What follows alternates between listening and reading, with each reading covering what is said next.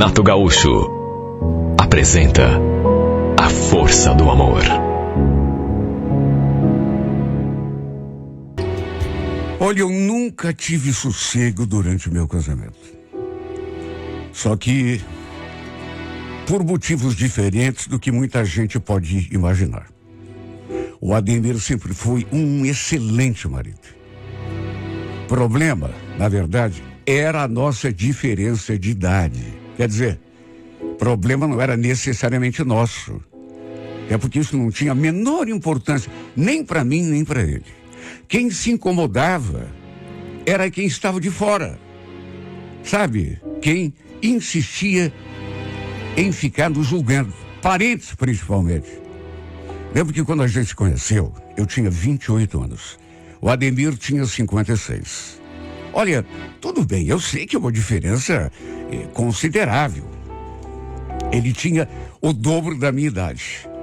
Mas, sabe, quando você começa a gostar de uma pessoa, e quem já passou por isso sabe, isso acaba não tendo importância. E a verdade é que eu me encantei por ele. E nem tinha como ser diferente. Um homem tão charmoso. Sabe aquele homem que sabe tratar uma mulher? Se bem que não era só a diferença de idade que pegava, mas também o fato de ele ter uma excelente condição financeira e eu vir de uma família humilde. Sabe, isso também pegava. Lembro quando ele começou a me cercar, a demonstrar interesse por mim. Eu me sentia toda boba quando ele me fazia um elogio. O Ademir era dono de uma loja de móveis e eu trabalhava bem ali do lado como atendente numa pastelaria. Volta e meia ele aparecia ali para fazer um lanche. E aí aos poucos a gente foi se aproximando. Olha, ele tinha um magnetismo, sabe? Eu não conseguia desviar os olhos dele quando via. Um dia ele me chamou para jantar. E foi já nessa ocasião que ficamos juntos pela primeira vez. E depois desse dia, a gente nunca mais se separou. Eu me desmanchava toda por dentro quando ele fazia alguma coisa para me agradar. E ele fazia tantas.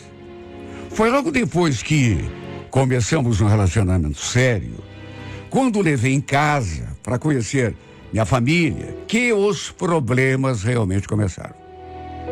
Mas repito, os problemas não tinham a ver com a gente. Comigo e com ele, era quem estava de fora, que se incomodava. Um dia uma prima minha, que sempre foi assim meio invejosa, apareceu ali em casa e pelas tantas comentou assim comigo: escuta, é verdade que você está saindo com um homem mais velho que ele? Falei que sim, que o Ademir tinha o dobro da minha idade. E antes mesmo que eu dissesse que estava gostando dele, a venenosa soltou aquela: de boba você não tem nada, hein, Keila? Dizem que ele é dono de uma loja na avenida? É isso aí, primo. Bem que você faz, viu? Eu também queria arranjar um homem rico para me sustentar.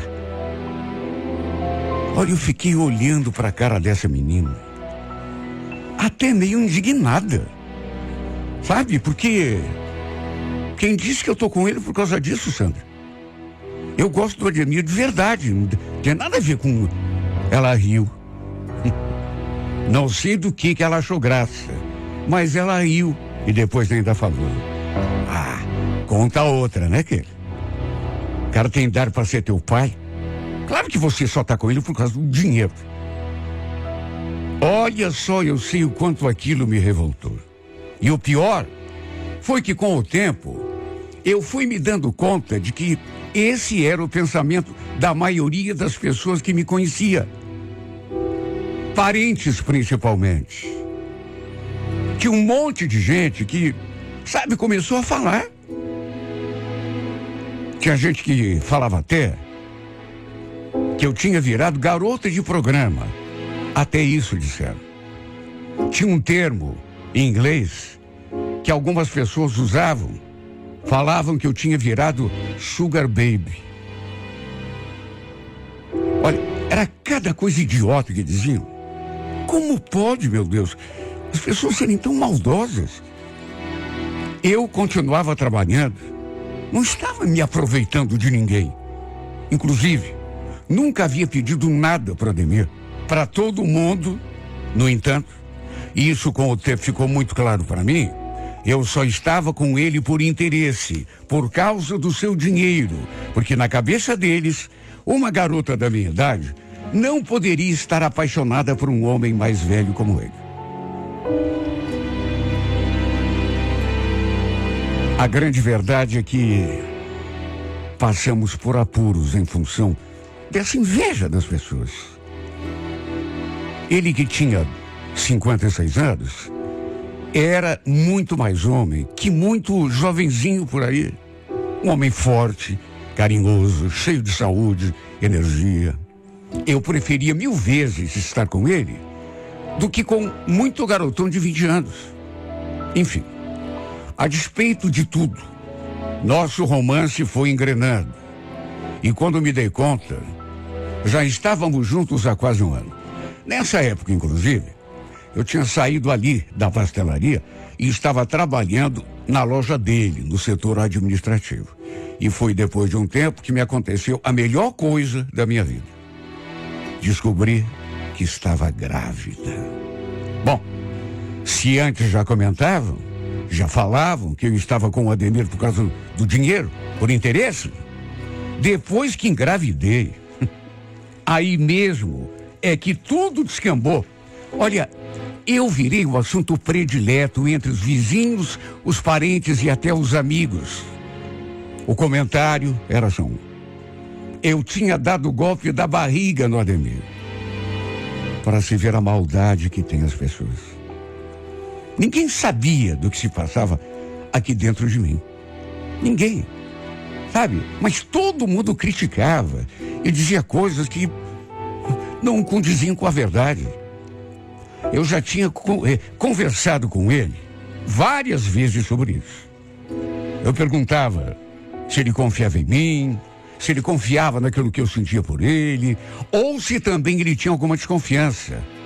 Achava que de repente a gente estava junto só por causa do interesse, do dinheiro dele. Ele sempre falava a mesma coisa. Meu bem, deixa as pessoas falarem. É claro que eu confio em você. Acho que eu sou bobo? Sabe, será que eu não tenho capacidade para perceber que uma pessoa gosta de mim de verdade? O importante é que a gente se ama. Era sempre assim que ele falava. O Ademir tinha 2 filhos do primeiro casamento. E os 2 trabalhavam ali na loja. Ajudavam o pai a tomar conta de tudo. E no começo, eu senti que eles também não foram muito com a minha cara. Me olharam atravessado. Sei lá, deviam pensar que eu só queria me aproveitar do pai deles, né? Mas depois foram me conhecendo melhor. E aí se deram conta de que a gente se gostava de verdade. Mesmo assim, sempre me trataram com uma certa reserva. Depois que engravidei, acabei me mudando para a casa dele. Na verdade, eu já passava a maior parte do tempo lá, de modo que apenas tornamos oficial uma coisa que já acontecia direto na prática. Parei de trabalhar, fiquei cuidando apenas da casa, das nossas coisas, da minha gravidez. Quando soube que era uma menina, olha, esse homem se desmanchou por dentro. Até porque ele já tinha 2 filhos homens e sonhava ter uma filha mulher. Eu também fiquei feliz, claro, imagine. E depois que a nossa filha nasceu, tudo ficou ainda melhor. Só que tinha um detalhe. As pessoas não paravam de falar de mim, do nosso relacionamento. Sabe, era até estranho. Parecia que não tinha outro assunto. E mesmo com o passar do tempo, tinha gente que continuava insistindo que não era por amor que eu estava com ele. Era por interesse. Sabe, coisa mais absurda do mundo. Como que alguém vai ficar do lado de outra pessoa durante tanto tempo? Se não há sentimento, não tem como. Tinha gente, inclusive, que dizia pelas minhas costas que eu devia ter um caso por fora com um homem com idade compatível com a minha. Só isso explicava eu estar casado com um homem tão mais velho do que eu. Olha, eu chegava a rir quando ficava sabendo de uma coisa dessa. Só que ria de nervoso, eu ficava muito incomodado. Só eu sei como me sentia sabendo que as pessoas comentavam isso assim direto. Até me afastei de alguns. Na minha frente, me tratavam com simpatia, mas desciam a lenha pelas minhas costas. Foi logo depois que completamos 7 anos juntos que aconteceu. Nessas alturas eu já estava com 36 anos e meu marido 74. Naquela sexta-feira, lembro que eu estava em casa com a minha filha quando o Sérgio, um dos filhos do Ademir, me ligou para dar a notícia. Quando atendi o telefone, senti que a voz dele estava esquisita e o pior é que ele nem me preparou. Foi logo jogando a bomba. Fiquei lá, o pai infartou. Levaram ele para o hospital, só que não sei não, viu? Acabaram de avisar a gente aqui e parece que a coisa é séria. Olha, eu fiquei num estado. Queria ir até o hospital para onde ele tinha sido levado, mas o filho dele disse que era melhor eu ficar em casa com a minha filha esperando notícias. Que ele me avisaria se qualquer coisa mais grave viesse a acontecer. Pensa na minha agonia. Pensa na minha angústia. Meu marido havia tido um infarto. E depois de um tempo, o Sérgio voltou a me ligar. E assim que atendi aquele telefone, ele jogou a pá de cal. O pai morreu, Keila. Infelizmente ele não resistiu. Foi um momento terrível para mim. O mundo parecia estar desabando sobre a minha cabeça. Apesar da idade, ele era um homem forte, com muita saúde. Não apenas aparentemente, como também no que se refere a exames. Ele fazia exames uma vez por ano e sabe, tinha uma saúde que os exames, inclusive, comprovavam. Sem contar que fazia atividade física e sempre se cuidou demais.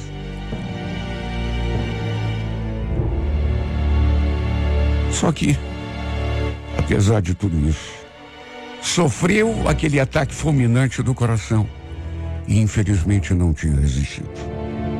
Não souberam me dar detalhes, até porque ele não estava na loja quando infartou. Pensem na minha tristeza. Nossa filha era tão novinha e já tinha perdido o pai. Ela nem entendia direito o que estava acontecendo. Foi um dos piores momentos da minha vida. Porém, era apenas o começo de um drama que era maior ainda do que eu poderia imaginar. Tem coisas que acontecem, que viralizam, que se tornam motivo de comentário geral. E apesar do que eu estava passando, eis que chegou ao meu conhecimento uma história que eu juro, num primeiro momento eu não quis acreditar. Meu Deus, será que isso não pode ser verdade? De que jeito que eu ia acreditar numa coisa daquela? Antes mesmo do velório, recebi alguns familiares ali em casa, entre eles, aquela minha prima. E entre uma coisa e outra, sem pensar na dor que me aniquilava naquele momento, ela falou Mas olha, sem a menor preparação. Tá sabendo do que estão comentando aí, filho? Eu olhei para ela e dei de ombros, até porque não sabia de nada. Nem sabia do que exatamente que ele estava falando. E foi então que ela jogou aquilo como se fosse uma bomba na minha cabeça. Parece que teu marido estava numa boate com 2 meninas no quarto quando sofreu o ataque. Não te contaram?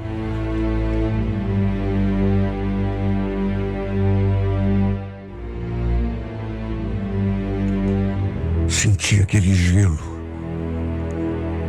no estômago. Parecia que uma alma penada tinha passado a meu lado, me fazendo arrepiar. Olhei para a cara dessa menina e não soube nem o que dizer.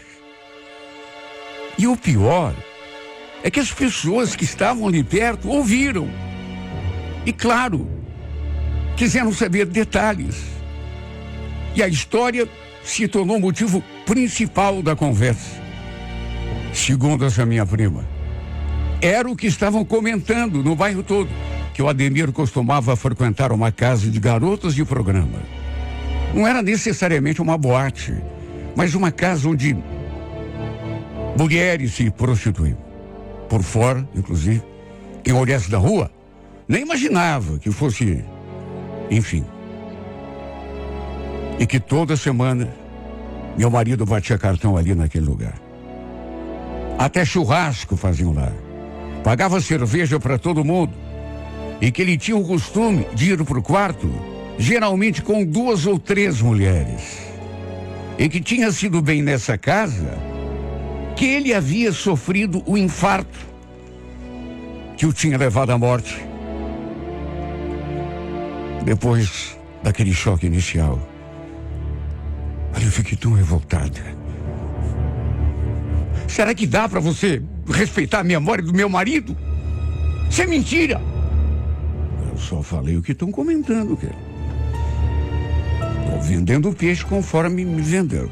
Pensei até que você já soubesse. Ela falou aquilo, olhou para a cara da minha tia e deu até um sorrisinho. Diz que o velho era terrível. Imagina. Dá conta de 2, 3. Olha, não sei por que não expulsei essa mulher ali da minha casa. Quer dizer, sei por quê. Me faltou força. Meu corpo ficou todo dormente, assim, mole. Ela ali desrespeitando aquele meu momento de dor. Fiquei tão mal. Mesmo sem ter a confirmação, porque na minha cabeça, aquilo era mentira.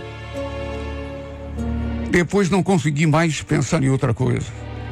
O funeral foi uma coisa, além da tristeza já natural, mais triste, mais devastadora ainda. Fiquei sem saber o que fazer da minha vida. Depois de tudo, tive de enfrentar situações bem complicadas. A primeira delas foi saber se aquela história, contada pela Sandra, tinha algum fundo de verdade. Começaram a chegar várias versões no meu ouvido.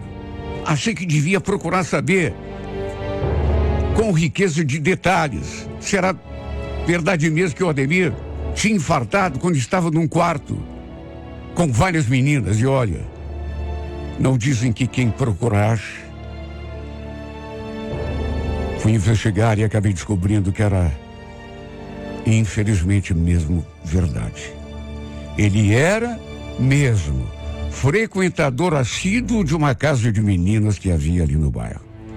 E também descobri que tinha sido nesse lugar que ele havia tido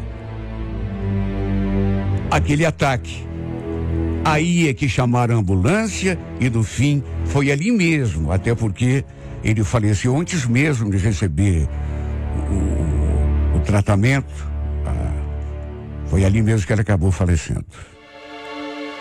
E era de fato 3 garotas que estavam no quarto quando ele infartou. Se eu disser que não foi uma decepção muito grande, estaria mentindo. É claro que foi. Eu não esperava isso dele. Aliás, pensava que eu bastasse. Imagine, diz que praticamente toda semana ele batia ponto naquele lugar, ia lá se divertir com outras e bancava churrasco, bebidas, depois voltava para casa como se nada tivesse acontecido. Olha, ninguém quer saber o tamanho do rombo que isso abriu na minha alma. Era algo que eu jamais poderia imaginar. E como se fosse pouco, depois de um tempo da morte dele, parece que sua outra família, sua ex-mulher, seus filhos, todos se uniram contra mim. Apesar de eu ser mãe da filha do Ademir, querem que a gente fique sem nada. Sei que temos os nossos direitos, mas contrataram advogados e vão tentar me enrolar de todas as formas.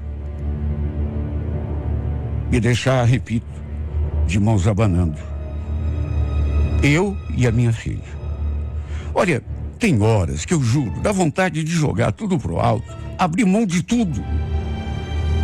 Porque, como se não bastasse, a dor, a desilusão, não só pela morte do Ademir, pela saudade, pela falta que ele me faz, mas também pela decepção por tudo que eu descobri.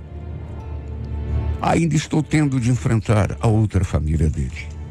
Para começar, tive de sair da casa, aqui onde a gente morava. Praticamente nos expulsaram e tive de voltar para a casa dos meus pais. Arranjei também um emprego, até porque de que outra forma eu poderia me sustentar, a mim e a minha filha. Estou trabalhando já. E não quero tirar absolutamente nada de ninguém. Não quero ser inimiga de ninguém. Mas o que estão fazendo com a gente, comigo e com a minha filha, é uma coisa cruel demais. E não é justa. Mas não é mesmo. Repito, não quero tirar nada de ninguém. Só quero o que é justo para mim e para minha filha. Amei de verdade esse homem. Nunca fiquei a seu lado por interesse ou por dinheiro. Quero ser castigada pelo resto da minha vida, se estiver mentindo quando digo isso. Amei o Ademir de verdade, de todo o meu coração. E apesar de saber que ele me traía, nem por isso vou sentir raiva dele. Tem um pouco de mágoa, claro. Até porque a decepção não foi pequena. Mas continuo a amá-lo e sentindo a sua falta. Apesar de tudo, para sempre, ele vai ter um lugar especial reservado aqui dentro do meu coração. Porque foi ele que me deu a minha filha. Esse que foi o maior presente que eu já ganhei nessa vida.